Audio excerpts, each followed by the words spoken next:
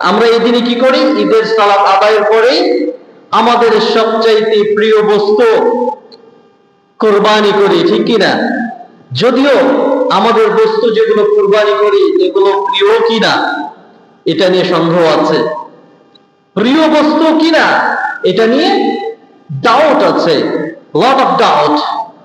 আমরা ভালো টাকা দিয়ে ঈদের আগের দিন একটা পশু নিয়ে এসে কোন রকম রাতটা পার করে সকালবেলা কুরবানি করি, এটা আমাদের প্রিয় বস্তু হয় না।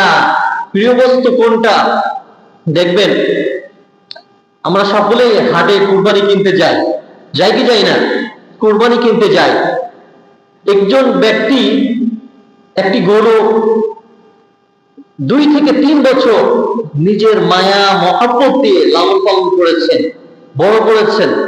এরপরে ওই গরুটা যখন নিয়ে এসে বিক্রি করার জন্য হাটে উঠায়, দেখেন গরুর চোখ দিয়েও পানি বাড়ায়, আবার যে বিক্রি করবে এর চোখ দিয়েও বাড়ায় না পানি, অঝরে পানি বাড়ায়। এটা হচ্ছে প্রিয় বস্তু, এটা হচ্ছে মহাব্বতের বস্তু। আমি একটি ভিডিও দেখলাম, এক ছোট বাচ্চা ছাগল নিয়ে আসছে বিক্রি করার জন্য। সে ছাগলটার গলার উপরে মাথা দিয়ে যেভাবে কান্না করছে, সে ছেলেটাও একইভাবে কান্না করছে। এটাই হচ্ছে প্রিয় বস্তু। আমরা আমাদের প্রিয় বস্তু উৎসর্গ করতে পারি না। এই জন্য আমাদের প্রিয় বস্তুকে উৎসর্গ করতে হবে আল্লাহ তাআলার দরবারে, তবেই সেটি আল্লাহ তাআলা কবুল করবেন।